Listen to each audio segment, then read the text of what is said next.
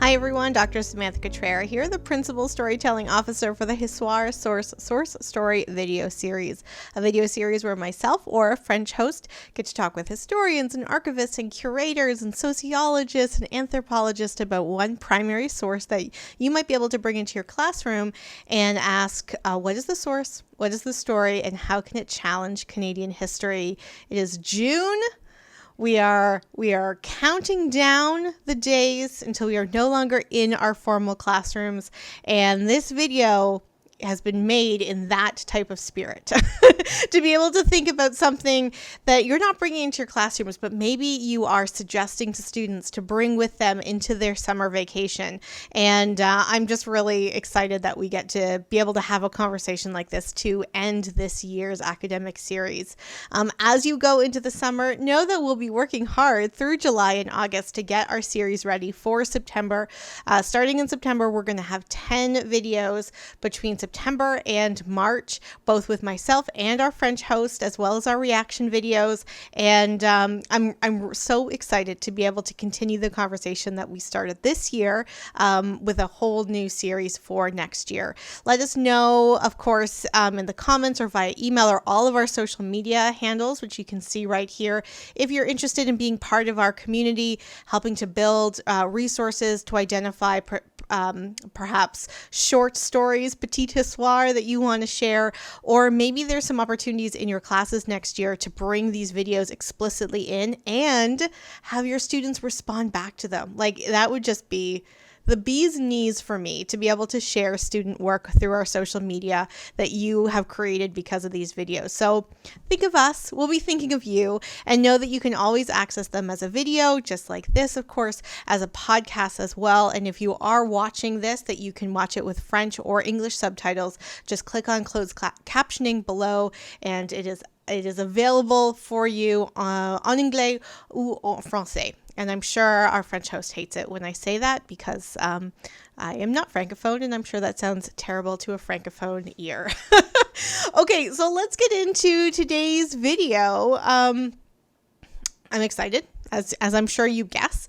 And the 3 reasons why I'm excited is 1, this is the second video out of 2 where we partnered with Niche. Niche is a network of historians that are interested in the environment and the landscapes, and they do such excellent work through their blog. And this is the second time that we get to work with them on a particular video. They identified a historian that would work well with us, and they're going to be doing some correlated resources on their website to promote it. And I'm just so thankful for this collaboration because I don't know if I would have gotten to the 2 people, Jenny Elliston from the last video that we did and Dale Barber for today, if it wasn't for them. So thank you so much. I'm so happy that we get to do partnerships, and we have a couple partnerships coming up for next year too, which I'm excited about.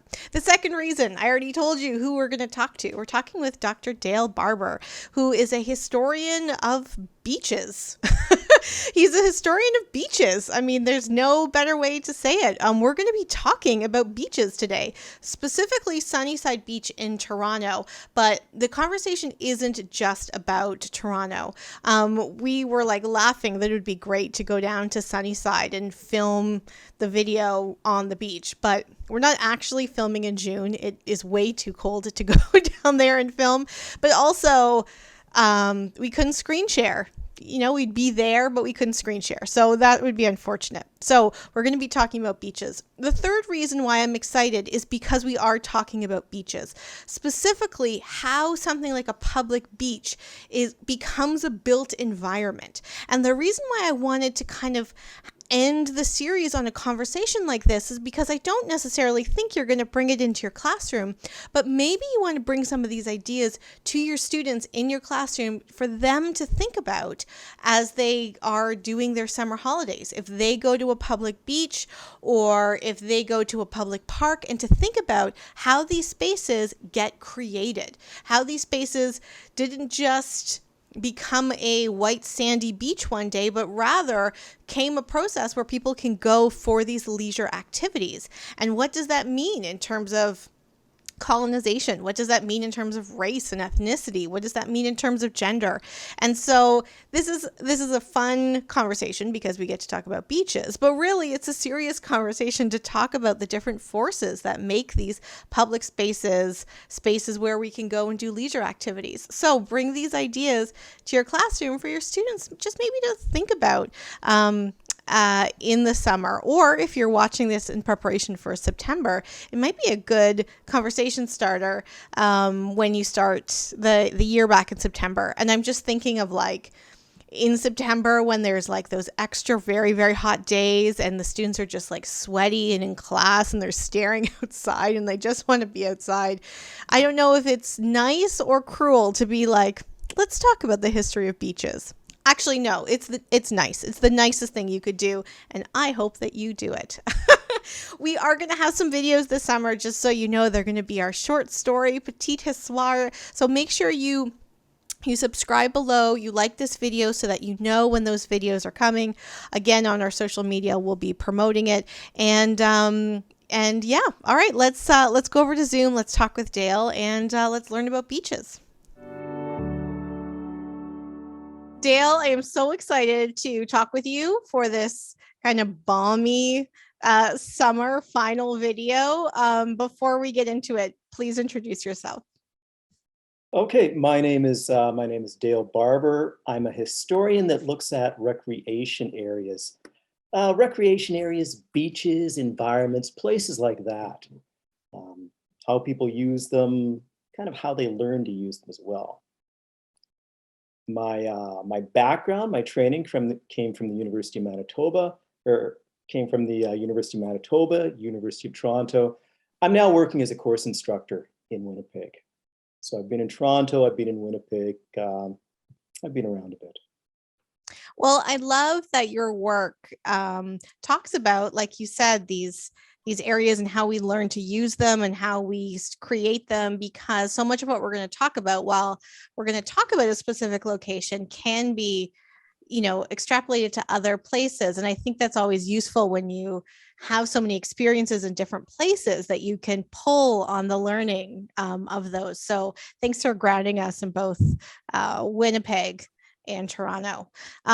Okay, so we're talking about a Toronto source today. What is that source? We're talking about Sunnyside Beach in Toronto. It's a beach on the western side of the city.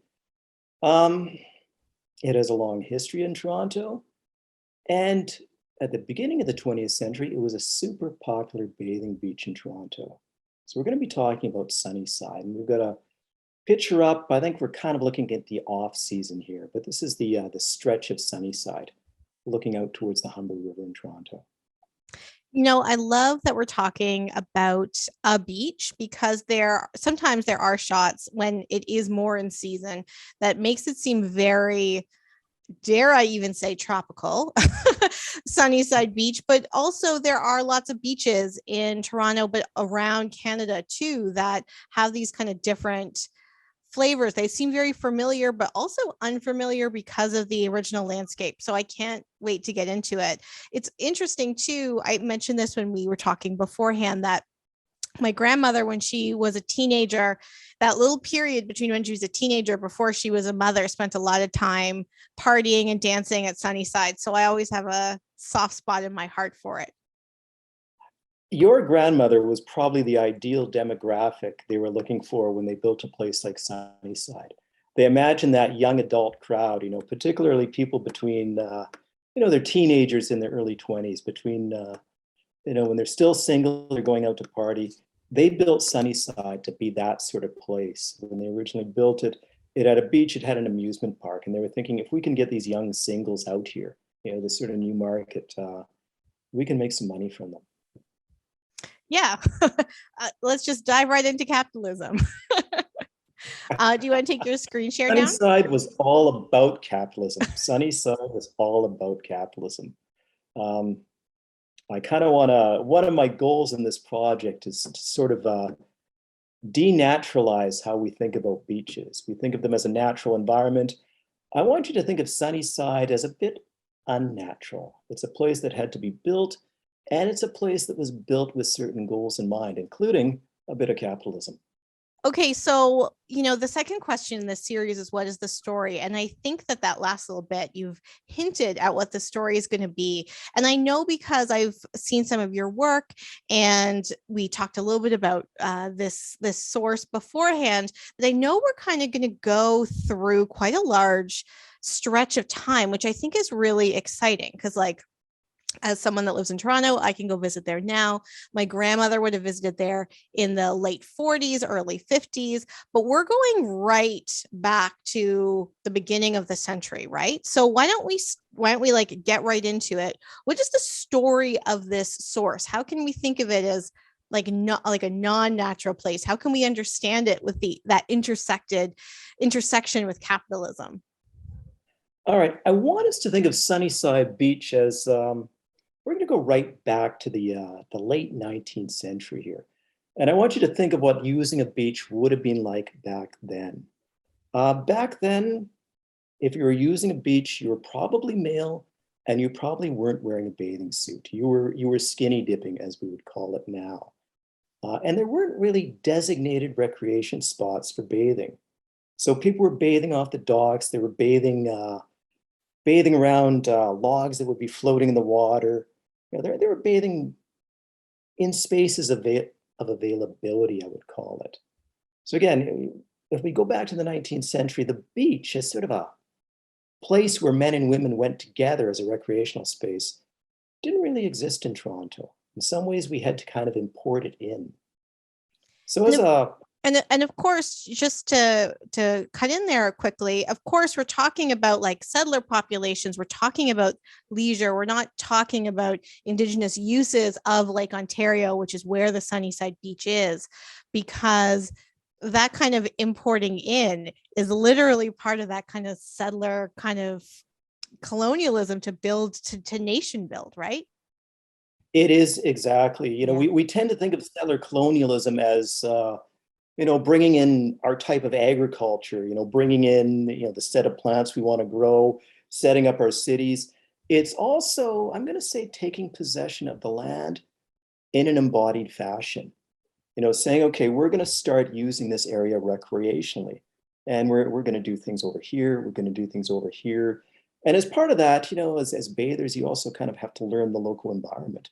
Something indigenous people would have done beforehand, something settler colonialists have to do as they come into these areas.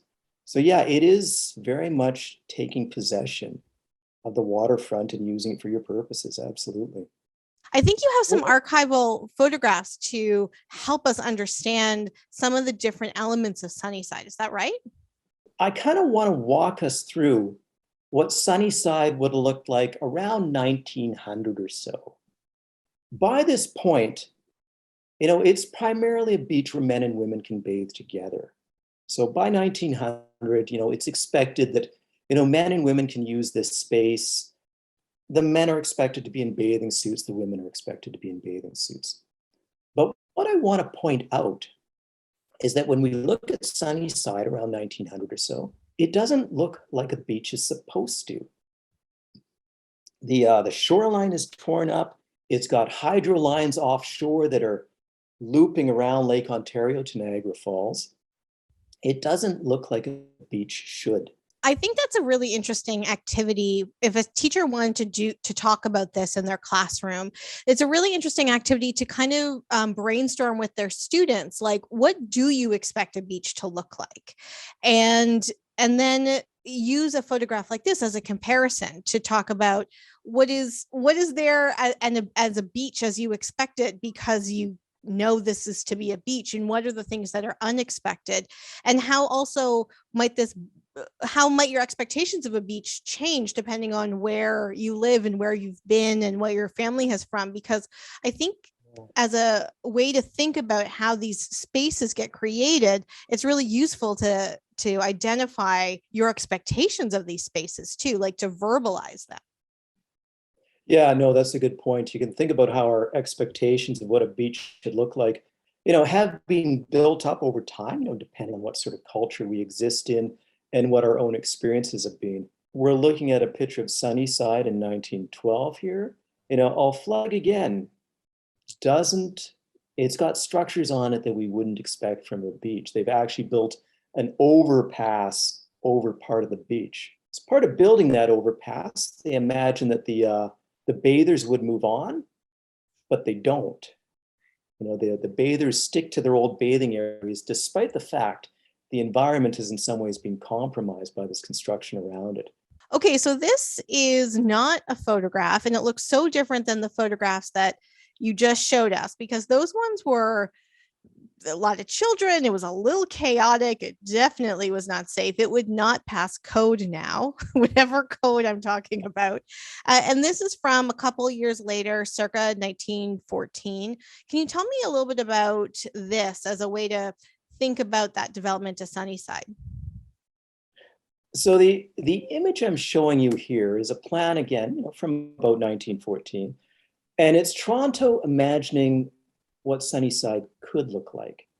In about 1912, Toronto decided to redevelop its waterfront, its entire waterfront. So the Toronto Harbour Commission launched a plan that imagined creating a better harbor so ships could dock and do all that in the central waterfront, but also imagined creating a recreation area over where Sunnyside is. Now, initially, they didn't always imagine that bathing would be a part of that. Some of the initial plans for the waterfront envisioned a waterfront where you would drive by or you would take a train by, and you might look out on the water and say how pretty that looks, but you wouldn't actually use it. So in this plan, we can see there isn't even a beach. There's an area where the boats can come in, but there isn't much thought about what the beach should look like. But there is the train. There's public transit, which is interesting. There are elements here that if you are familiar with the area, you can see kind of echoes of, but that beachfront is completely different. And the fact, especially like I'm thinking that modern picture that you showed, right? That beachfront is so different, 110 years on. Early plans were proposed by the Toronto Harbour Commission, and we slowly see them being adapted. Slowly the bathers keep reclaiming and reclaiming more space. And part of the reason for that as well is that the Toronto Harbour Commission realizes there is money to be made from creating a stronger recreational area on the western waterfront. So, plans like this are fairly quickly dropped. It's like, all right, we need to create a recreation area there. Eventually, we even need to create an amusement park there that'll service more people and will allow us to earn more money. So you said that people were kind of claiming it, and that's why the Toronto Harbor Commission was like, okay, we need to do something else with it. So this photograph, I think you're going to tell us a little bit about that transition to the recreation area, not just the beaching area, but the amusement park and stuff. Can you tell us a little bit about this? We're looking at Sunnyside Beach under construction here. And again, I do want us to think of this idea that Sunnyside Beach actually had to be built. The Toronto Harbour Commission comes in and extends the shoreline, pushes the shoreline out further to create a sandy stretch of territory. It pushes that shoreline out so that the beach looks like a beach. In this picture, I think we're actually seeing probably dredges working offshore, and they're also constructing the beach protection areas offshore. We've got walls offshore that are intended to protect the beach from shoreline erosion. So we're seeing them being built here as well. Funny thing about the construction of Sunnyside is that people kept using it while it was being built. Does that sound dangerous? It absolutely was. And there were drownings because people would step into areas that had been dredged out, or water was carving out holes in the beach. So there was a period in the 1910s where Sunnyside was a dangerous area to bathe, still popular. People still wanted to be there. That was their traditional space. Okay, so this photograph that is clearly we've time traveled, but maybe not as much as one might think. This is a completely different Sunnyside. But from that last picture we talked about, when you were saying that people were drowning and it wasn't safe and they were building out the beach itself, like, I mean, it wasn't even a decade, or was it? Am I? No, you're right. The picture we had been looking at was from the 1910s, Sunnyside under construction. Here we're looking at what would have been the final product. This is Sunnyside in the 1920s, probably the early 1920s. Sunnyside built. This is everything they imagined Sunnyside would be. We've got a boardwalk for people to stroll on. We've got a beach that people are swimming on. I think you can see even broader sections of the beach in the background of the photo. We've got a road. The road was critical. We needed a transportation network through there.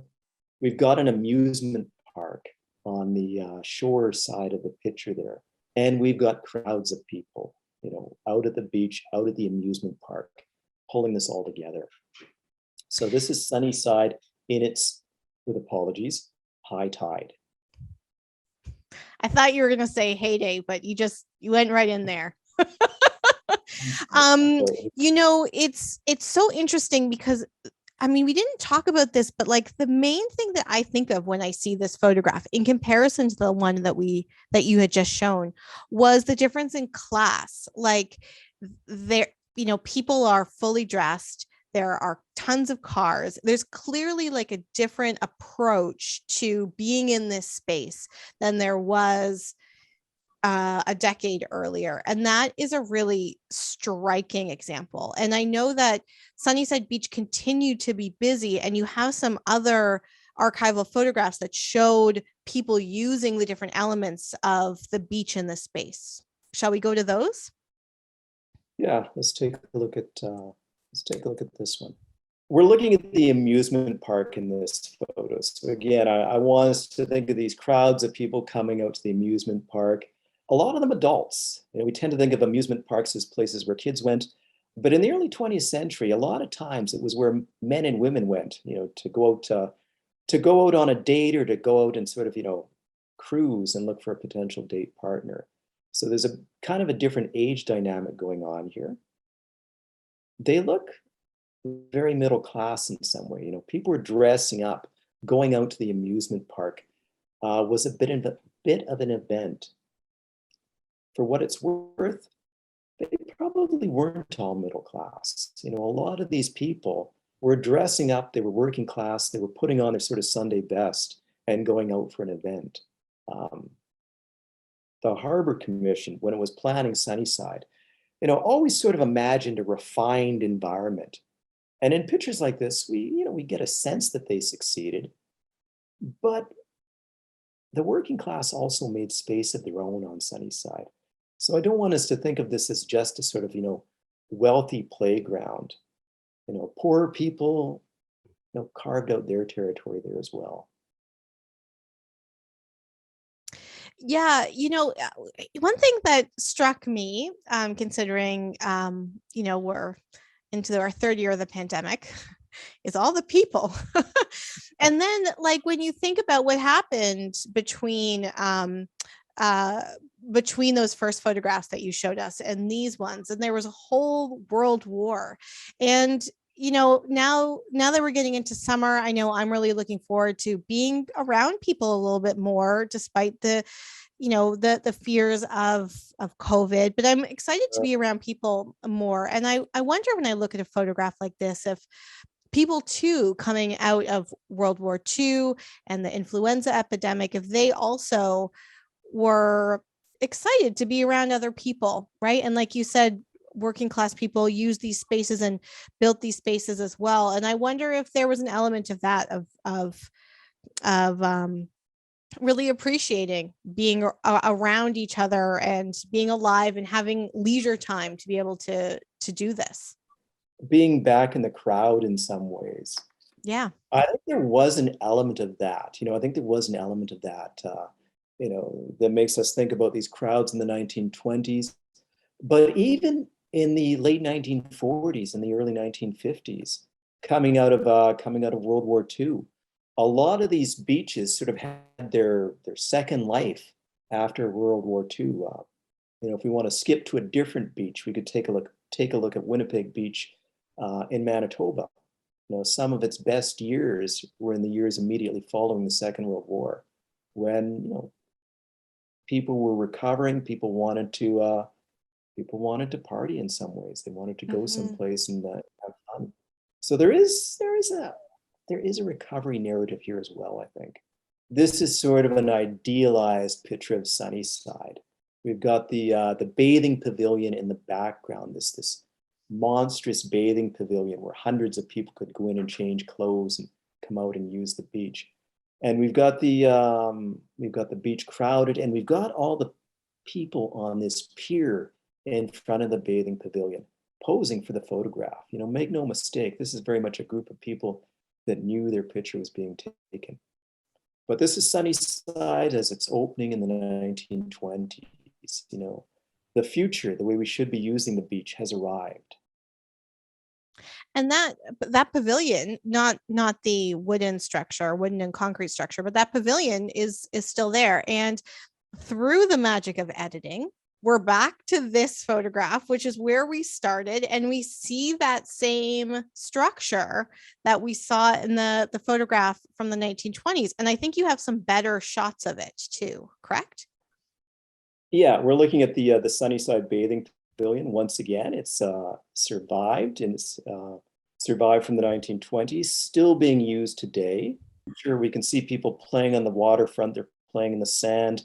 Not too many of them are bathing. On the other side of the bathing pavilion, they actually built a pool.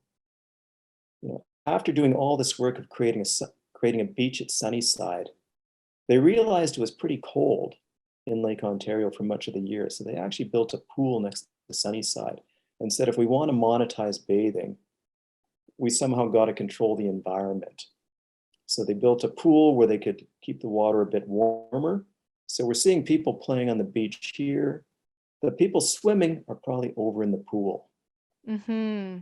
All right, so that was very useful, and I mean, I don't know. Now I feel very self-conscious about my grandmother's age, but we didn't even talk about Sunnyside when she would have been using it, and I think that's so exciting because, it has this 100+ year history that we just talked about now, let alone before that, and that really kind of shows, like I said, that the length of time that we can think about these spaces as spaces in flux, which leads to our final question as just a way to wrap up our conversation, which is, how can we teach with a space like Sunnyside Beach, a beach that is a recreation point in Canada? How can we teach with that as a way to challenge Canadian history?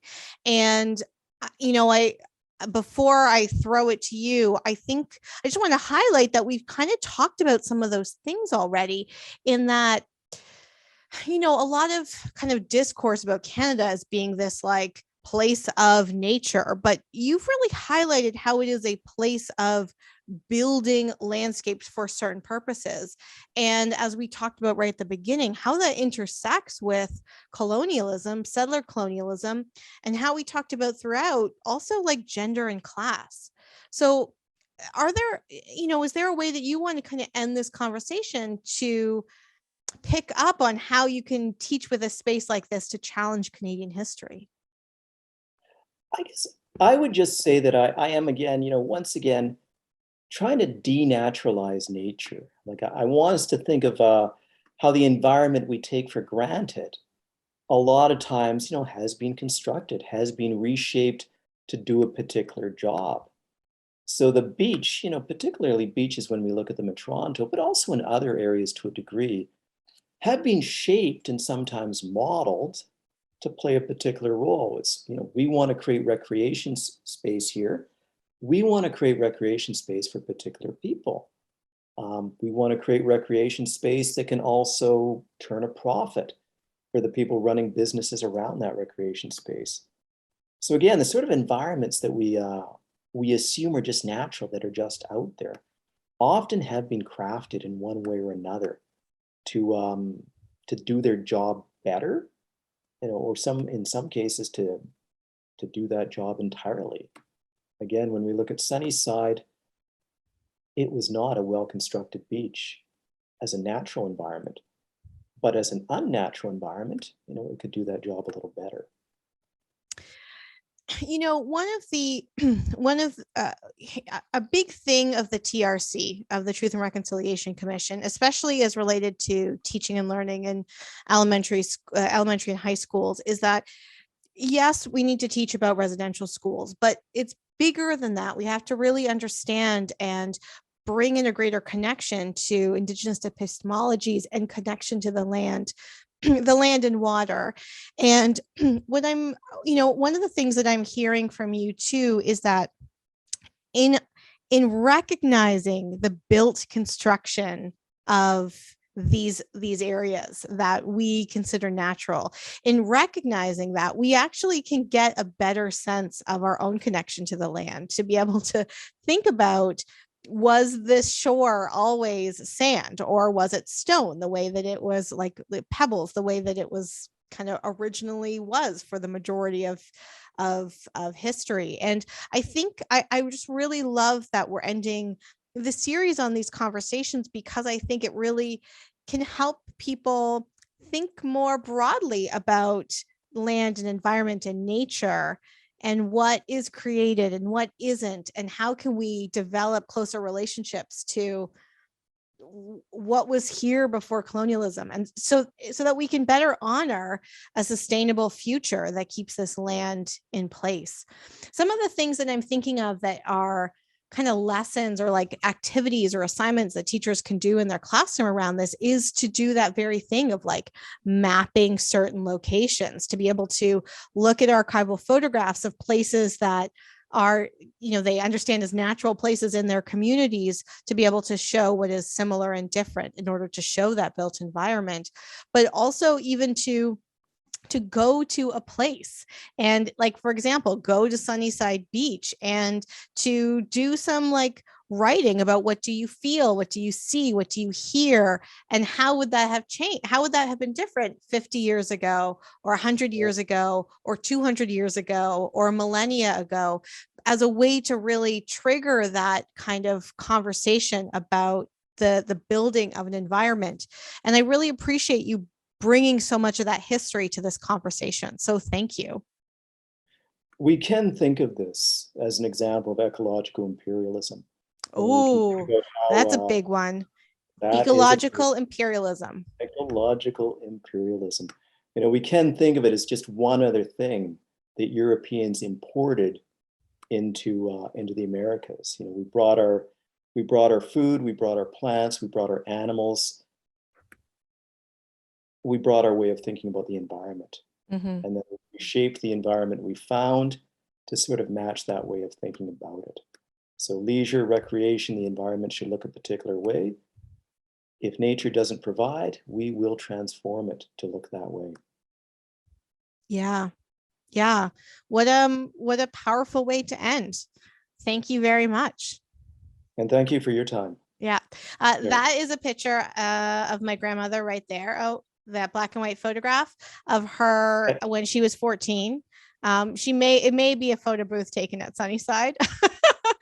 So next time we'll have to do a part 2 where we just talk about the dance halls. Dale, where can people learn more about your work, and how can they get in touch with you? Yeah, if people want to get a hold of me, I'm always, well, I don't want to say always, but far too often, available on Twitter at Dale Barber. And if you're interested in learning more about these sort of topics, I've got a couple books out there. You can get Undressed Toronto, which looks at the history of bathing in Toronto. And I've got a book out on Winnipeg Beach that looks at how Winnipeg Beach was the place to go for Winnipeggers and Manitobans in the early 20th century. Well, I know you mentioned Winnipeg Beach in the middle of the conversation, and we're not talking about that right now, but I'm glad that you can point people to where they can learn more about kind of similar and different processes there. So we'll make sure to have links to your books below, as well as your Twitter account. And yeah, thank you so much. Have a wonderful summer. Enjoy bathing wherever you go, leisurely bathe. Thanks a lot for your time. This has been great. Okay, bye. Take care.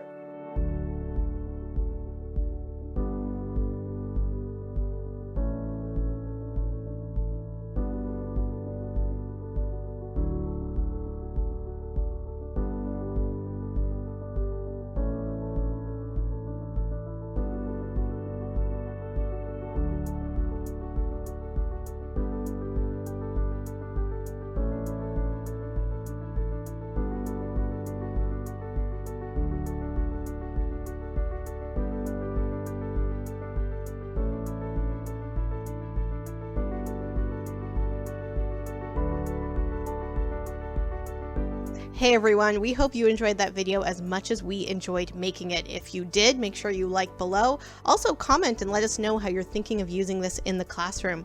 Check out the playlist that we have specially curated for you so that you don't miss a video from this season, or that you get to see other videos related to this topic that we curated especially for you.